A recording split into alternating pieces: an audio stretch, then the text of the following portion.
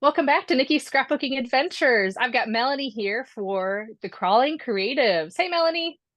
Hey, Nikki. I'm so looking forward to this month's conversations, and I think we're going to start off with a good one. I think so too.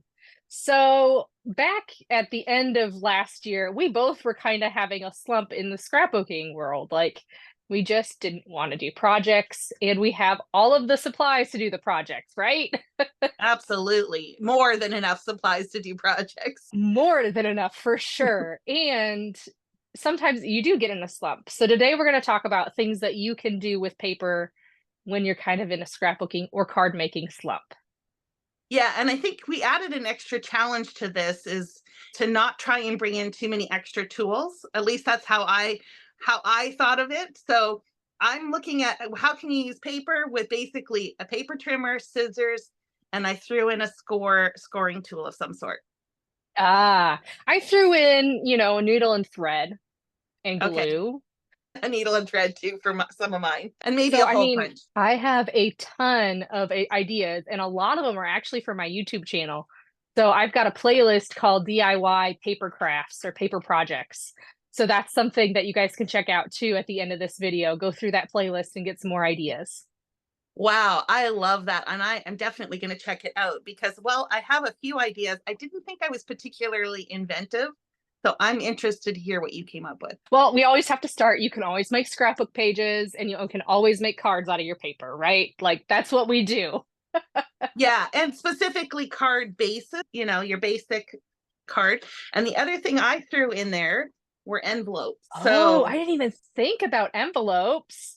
So these were some of my cast-offs in recent purges where I decided I didn't want to keep this for scrapbooking. So why not turn them into legal size envelopes? Now, I do prefer the paper pad ones because they're a little bit thinner.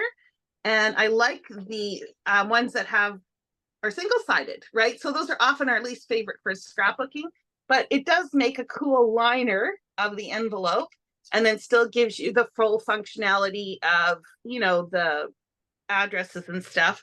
For something like this, I would probably add a sticker on it so that you could read the address or the post office could read the address a little bit better, but it's kind of fun. That's awesome. I didn't even think about envelopes. What I thought about were card boxes. So on my channel, I've made little boxes out of 12 by 12 paper that will fit your A2 size cards. And you can gift that and put all your cards in that little box. That's a great idea. I haven't done that in ages. And I think I've probably just recycled boxes that I've received over the years instead of making my own. But that would be pretty easy to do. Yeah, it's like especially if all your cards are the same theme, like maybe you used a paper pad and then you take one of the ones less desirable and make it into a box, it works perfectly. Right, right. Cool. So you said you had a video on that one, right? Yep. And then along the other lines of boxes, there's a lot of origami YouTube videos, and you can make little embellishment boxes even to put like little trays on your desk. Like these? Oh, yeah, for sure. Those, exactly. Which ones have you made? I've made something similar. And what's great about the ones that I've made on my YouTube channel is that you can fold them and then fit them inside the box itself. And so it's cascading. It's really cool. Okay, I don't know anything about cascading. I just needed a way to divide a bin in there a little bit, so that I could separate out some of the different wood veneer. But okay, it was on my list too, but I didn't know about cascading boxes. The other thing that I made on my YouTube channel is pencil holders. That was more recent. I like to have flat so that I can take it to a crop. And so all you have to do is tape it up and make it into a pencil holder. So when you take it to a crop, you're not keeping all the pencils and stuff in it. Is that the idea? Right, right. So it's just a flat piece of paper that you've already scored, and then you tape it up into a pencil box so that your pencils can, stand straight as if you had a pencil holder. That gives me another idea. I don't know if you've ever seen them before, but they're called dice trays. Yes. And they're little flat, they lay flat and then they just snap in the corners. And I take those to crops just for sorting die cuts and stuff like that. And I wonder Yep. if you could do something similar like that, like you did for the pencils, but for more of a flat tray. Absolutely. You just make the base bigger and you make the sides smaller. You can Right. totally do that. Absolutely. Cool. Good idea. I did watch your video on that one. So that is a very good idea. Yep. What other things do you have? I was thinking more of the lines of what could I make instead of buy. Now, I didn't make these, but these are things that now that Pink Fresh is no longer putting out scrapbooking supplies, that these are things that you could replicate. So they usually put out these little pockets and envelopes and tag packages. And these would be super easy to replicate just with paper. So for instance, a little pocket like this is just a rectangular piece of paper scored and then adhered on the side. This is cut at the diagonal. And of course, tags are super easy. You don't need a special tag maker to do it, right? It's just a rectangle piece of cardstock with the corners cut off. That's it. Of course, if you do have a tag corner punch or something like that, it does make your life a little bit easier, but easy to do. So I'm thinking these types of envelopes would be super easy as well as the pockets. Yes, I agree. Okay. So along the lines of embellishments, you can make paper flowers.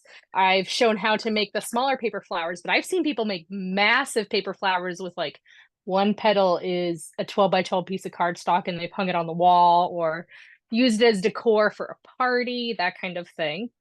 They usually use their Cricut, but nobody says you can't just draw a template and cut it out that way, right? Right, absolutely. The thing is, a lot of these tools, I think, developed from people creating them beforehand without the tools. Do you know what I'm saying? Like a lot of the envelope maker and a lot of the dies that do all the interactive cards. Well, people were making those cards already before someone just figured out the mechanics of it and kind of streamlined it with the use of these dies, or in the case of like a Cricut machine, the digital files to do that. And I think part of it is that they made us lazy crafters, right? Like having a die cut machine and have it cut all these intricate things, they used to have to do like the rotary cutter, or a X-Acto knife before, and then they made us lazy. No. More efficient so we have more time to craft. Hey, I will admit it, I'm lazy. I don't want to move away from my desk to go get something. Me too. Me too. Absolutely. So Okay. speaking of die cuts and stuff like that, again, I told you that, you can make tags and things without actually a die cut machine. Obviously, if you have them or a die, it makes it easier. But you can make little mini albums out of the dies. Or again, if you don't have that equipment, and this is just an example of a really cute little tag die. All of these are tags. But once you create one tag, it's easy enough to replicate the rest of them without a machine or even, the metal dies. Yep. So you can make mini albums, you can make folios, you can even make boxes to put those things in. I've done that before where I've used an 8x8 album and I made a box with my paper as a gift. Okay. So this is a bit of a tangent and this is leading into Wednesday's call. So speaking of folios, I think I got this inspiration from something that you shared before. And I think you were inspired by Made It, right? You have little folios that look something like this. Mine's very simple, right? It's just got one pocket and then this side, that's it. There's no tip-ins, no tuck-outs, no anything, right? So this is 8.5 inches and 6 inches wide, I think is how I made this. No, 6.5 inches wide. So 6.5 inches wide, 8.5 inches tall. I want to make a box or something to store these in because I was thinking more like a magazine holder. Have you done one like that? I made a magazine holder and then also I made a box too. Okay. So how hard is the magazine holder to make? Oh, not hard at all. The way I reinforce each end is taking an inch piece of paper and scored it 1/2 inch point and then folding it, and then you use that as your seams. So it's super sturdy, and you do it on both sides, and then you take your pretty paper and decorate around the outside so you can't really see the seams. Oh, okay. And did you use like chipboard then, or did you just use 12 by 12 cardstock? You can use chipboard, but you could also use really sturdy 12 by 12 cardstock. Okay. My original thought after I made these was that I was going to use the scrapbook.com 6x8 magazine holders, like they're designed to hold 6x8 paper pads. Because I was thinking I had made this 6 inches. I didn't make it 6 inches. It was 6.5. And by that time I had already made a couple. So stay tuned on Wednesday because I have 2 of these done up and decorated as part of our journaling prompt series that we've started. So Yeah, you have Ooh, to check back for that. that's awesome. So along the lines of a folio, any like you can make a traveler's notebook cover, you can make a traveler's notebook itself. You could make a little notebook if you wanted to, and you just take some needle and thread and sew it all together. Yeah, absolutely. Speaking of traveler's notebooks, so I actually made my own cover out of faux leather. Just went to Joann's or whatever, and they have something called heat and bond. And so all I did was heat and bonded cardstock to the other side to make it nice and neat.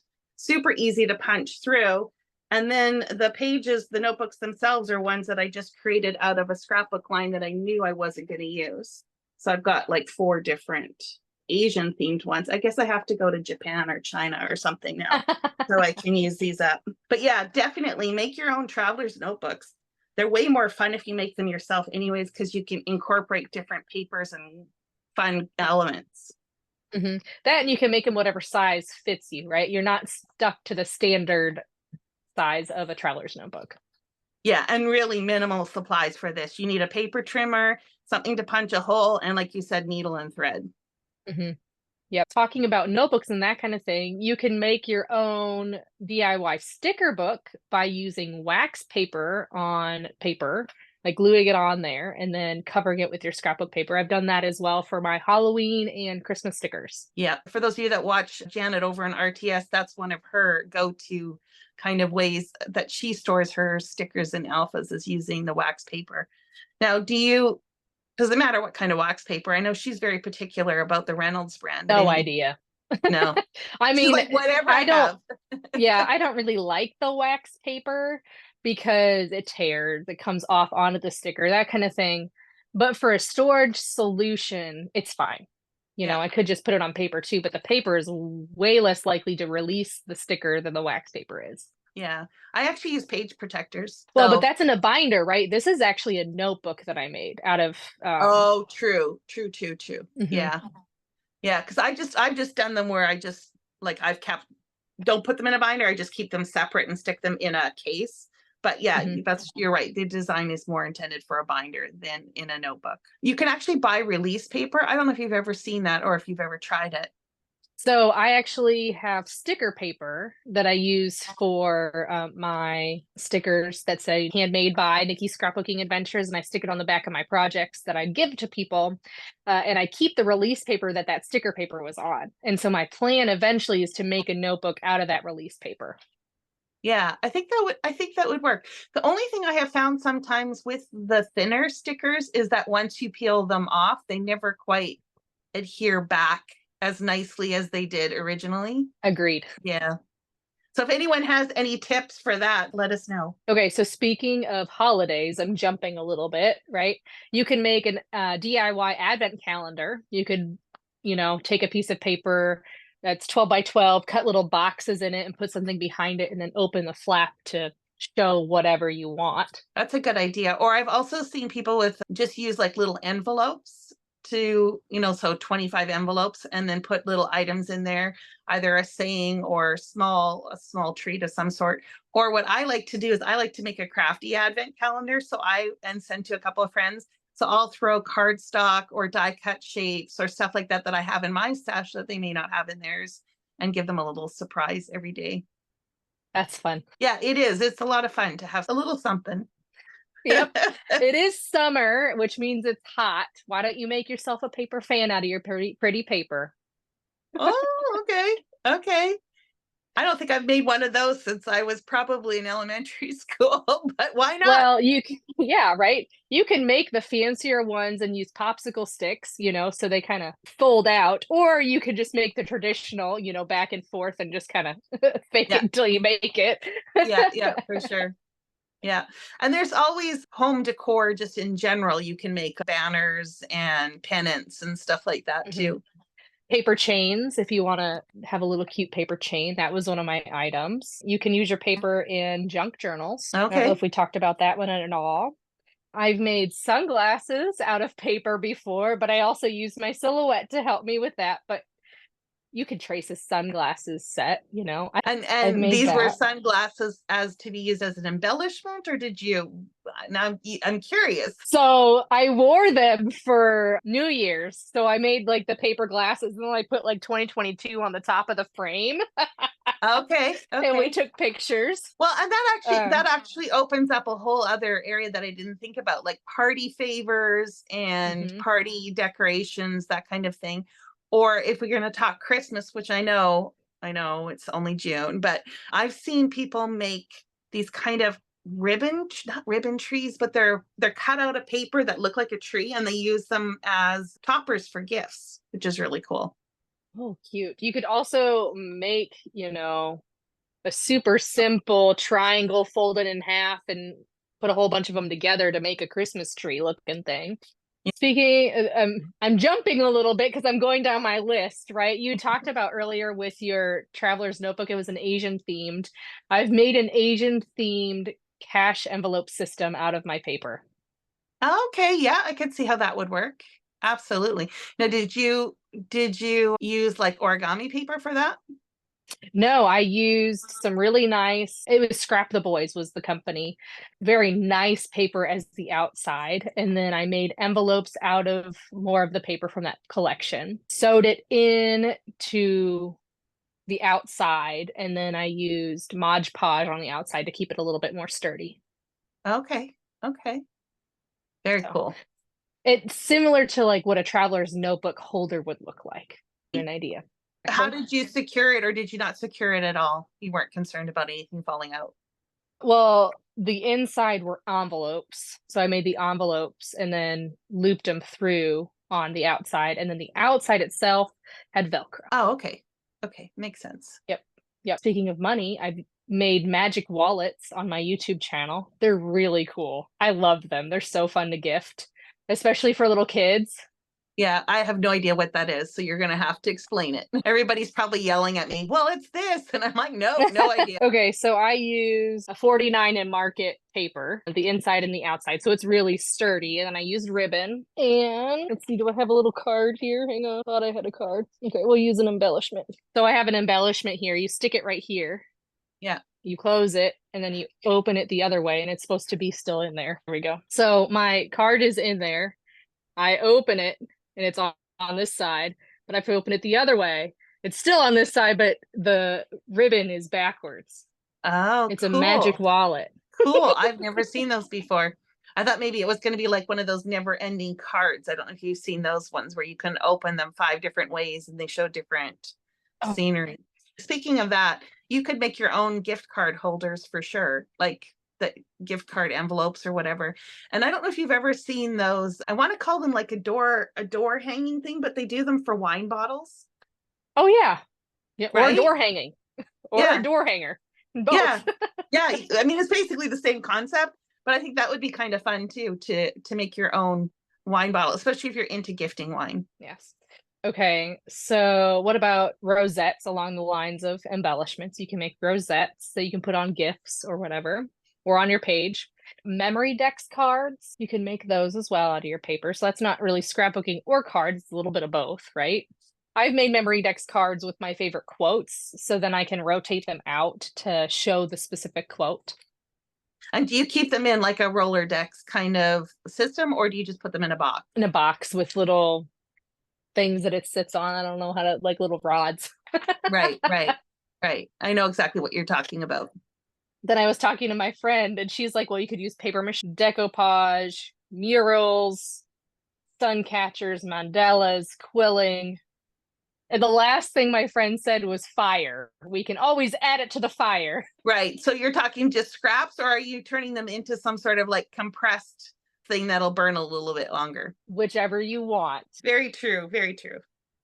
Well, I'm impressed that you came up with that many ideas, and I'm sure there's more things that you could get into. I don't even think we talked about planners or inserts or that kind of stuff. I'm sure you could do that. Also, for those of you that like to pocket scrapbook, you could make your own pocket cards, right? So the sky's the limit when it comes to cardstock.